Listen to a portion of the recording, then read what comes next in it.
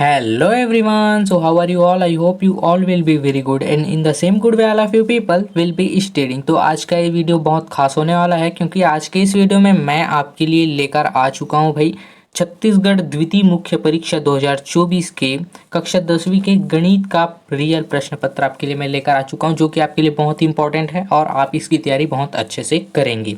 तो चलिए वीडियो को शुरू करते हैं। वीडियो को अंत तक जरूर देखेंगे, अपने दोस्तों को भी शेयर करेंगे भाई। तो चलिए शुरू करते हैं टाइम की बर्बादी न करते हुए। तो यहाँ पे देखते हैं हम लोग 29 तारीख से आपका 29 तारीख को आपका गणित का पेपर है। तो उसके हिसाब से यहाँ पे आपको मैं क्वेश्चन बताऊंगा, बहुत ही इंपॉर्टेंट क्वेश्चन है, इन सभी को आप अच्छे से तैयार कर लेंगे भाई। तो चलिए शुरू करते हैं। तो यहाँ पे आप देख सकते हैं प्रश्न पहला दिया हुआ है। यहाँ पे मैंने दिशा निर्देशों को हटा दिया है ताकि आपको परेशानी ना हो। तो सीधे प्रश्न 1 पे आते हैं। हम यहाँ पे देख सकते हैं क्वेश्चन 1 दिया हुआ है, सही विकल्प चुनकर आपको लिखना है। ठीक है भाई। तो सेक्शन ए में देखते हैं, यहाँ सेक्शन ए दिया हुआ है।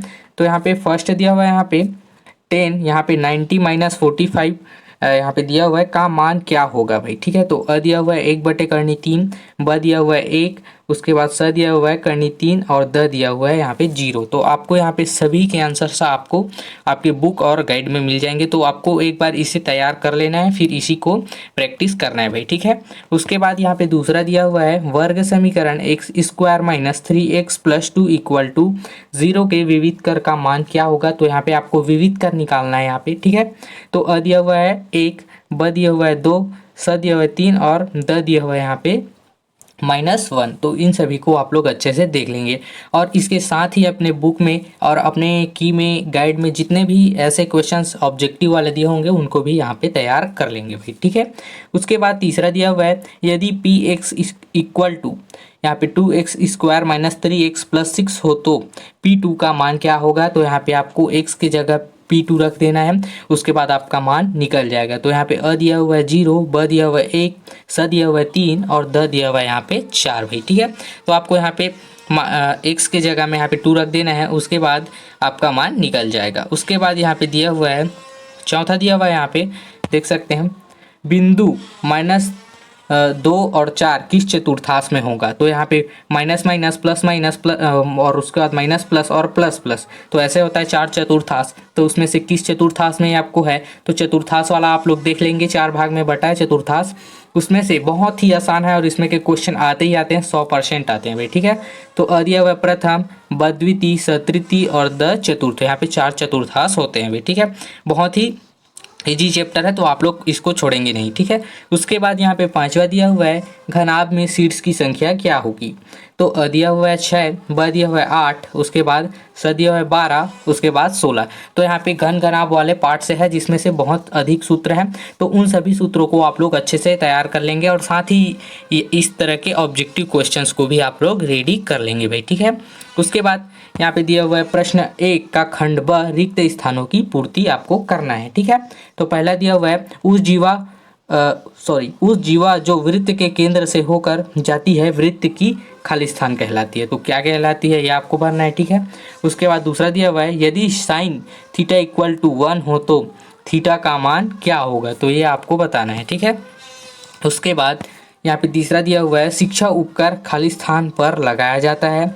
उसके बाद यहाँ पे चौथा दिया हुआ है परिमेय संख्या और अपरिमेय संख्या के समूह को खाली स्थान संख्या कहते हैं। उसके बाद यहाँ पे दिया हुआ है करणी +1 और करणी -1 में समांतर माध्य आपको निकालना है। तो समांतर माध्य बहुत ही आसान है, आप लोग इसको देख लेंगे और ये नंबर लाने वाले अध्याय में से एक है। ठीक है।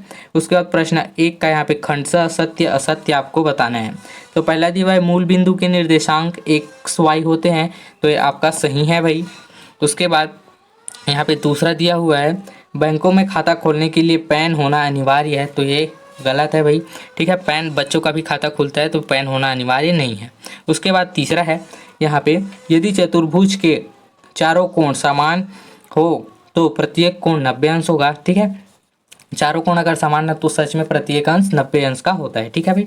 उसके बाद यहाँ पे चौथा दिया हुआ है घन की कुल विकर्णों की संख्याएं 16 होती है। तो इसको आप लोग एक बार देख लेंगे। उसके बाद 5वां दिया हुआ है समीकरण निकाय में यदि यहाँ पे A1 और A2 ठीक है बराबर नहीं है B1 B2 तब हो हमें अद्वितीय हल प्राप्त होता है। तो ये 3 सूत्र से बनते हैं, आप लोग इन तीनों सूत्रों को याद कर लेंगे फिर बन जाएगा। ठीक है, उसके बाद यहाँ पे प्रश्न दूसरा दिया हुआ है, दिए गए आंकड़ों 4 2 9 7 6 8 6 5 6 और 10 का बहुलक ज्ञात आपको करना है। ठीक है, उसके बाद प्रश्न 3 दिया हुआ है 2 cos 67 यहाँ पे बटे में दिया हुआ है sin 23, उसके बाद प्लस 4 cot 45 का मान यहाँ पे आपको ज्ञात करना है। तो मान आपको ज्ञात कर लेना है और ये बहुत थोड़ा सा हार्ड वर्क यहाँ पे आपको करना पड़ेगा इस अध्याय में। ठीक है, तो ज़्यादा ध्यान देंगे इसको। उसके बाद प्रश्न 4 में दिया हुआ है, यदि एक रेखा बिंदुओं A 3-4 तथा B 5 8 से होकर जाती है तो उस रेखा की प्रवणता ज्ञात कीजिए। ये प्रवणता और ढाल वाला क्वेश्चन आता ही है तो इसको आप लोग नहीं छोड़ेंगे। उसके बाद प्रश्न 5 दिया हुआ है, के किस मान के लिए समीकरण की मूल वास्तविक एवं बराबर होंगे यदि 9x² plus 3kx plus 4 equal to 0 हो तो। ठीक है भाई, उसके बाद यहाँ पे हम लोग देखेंगे प्रश्न 6वां दिया हुआ है यहाँ पे x² माइनस 5x यहाँ पे प्लस 6 के मूलों का योगफल एवं गुणनफल ज्ञात कीजिए।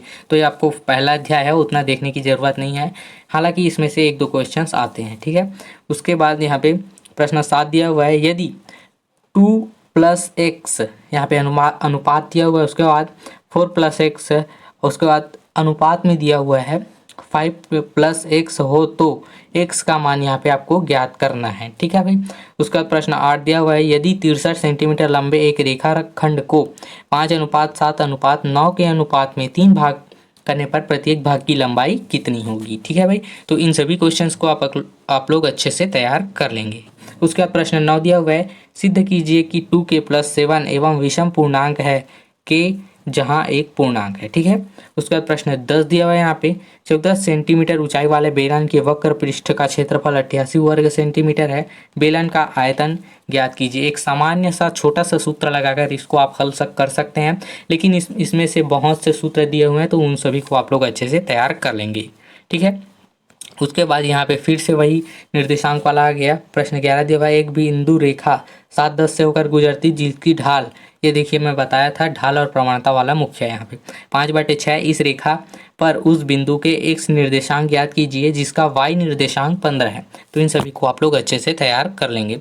उसके बाद अथवा में दिया हुआ है, उसी के यहाँ पे सबसे ज़्यादा नंबर दिलाने वाले अध्यायों में से एक आया है। यहाँ पे एक व्यक्ति ने अपनी गाड़ी में 5 लीटर पेट्रोल भरवाया, 5 दिनों में बचे हुए पेट्रोल की मात्रा व दिनों को निम्नलिखित सारणी में दर्शाया गया है। तो आपको इसके लिए आलेख बनाना है। ठीक है, उसके बाद प्रश्न 12 दिया हुआ है, सिद्ध कीजिए कि सबसे इम्पोर्टेंट क्वेश्चन, वेरी इंपॉर्टेंट, सिद्ध कीजिए कि एक समकोण त्रिभुज में कर्ण का वर्ग शेष 2 भुजाओं के वर्गों के योग के बराबर होता है, जिसे हम पाइथागोरस प्रमेय के नाम से जानते हैं। ठीक है, और यहाँ पे प्राचीन जो एक शूल सूत्र के नाम से भी इसी को जानते हैं भाई। ठीक है, तो इसको आप लोग अच्छे से तैयार कर लेंगे।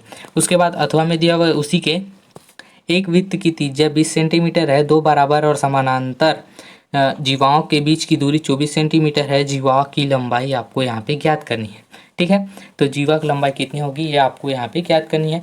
उसके बाद प्रश्न 13 दिया हुआ है, यदि गोले का व्यास 12 सेंटीमीटर है तो गोले का पृष्ठीय क्षेत्रफल तथा आयतन आपको यहाँ पे ज्ञात करना है। ठीक है, तो व्यास यहाँ पे दिया हुआ है 12, उसके बाद पृष्ठीय क्षेत्रफल और आयतन का सूत्र लगाकर इसको हल कर सकेंगे।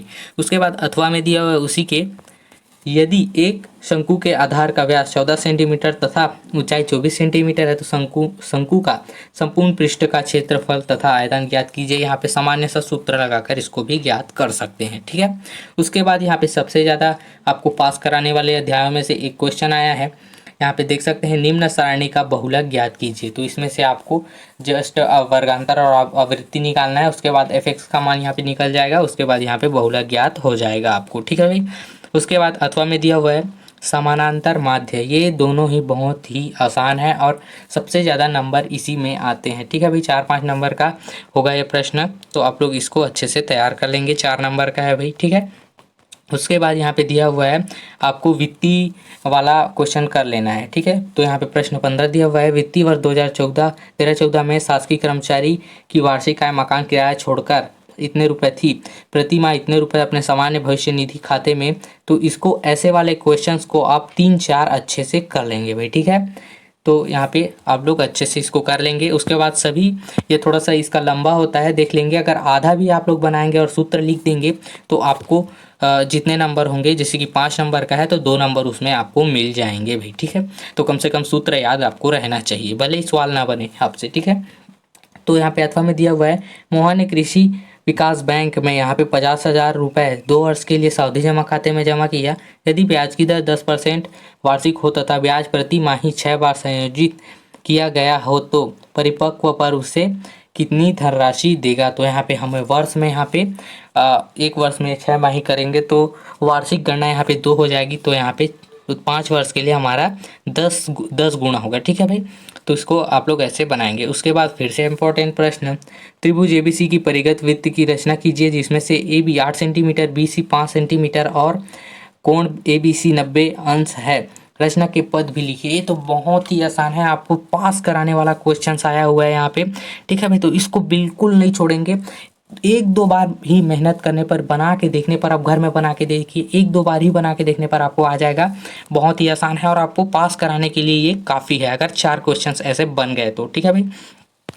उसके बाद अथवा में दिया हुआ है, एक त्रिभुज ABC बनाई है जिसमें BC 5.5 सेंटीमीटर, उसके बाद ABC 75 अंश और कोण ABC बराबर 45 अंश हो। इस त्रिभुज के समरूप एक त्रिभुज XYZ बनाई है जिसमें YZ इक्वल टू 5/4 BC हो।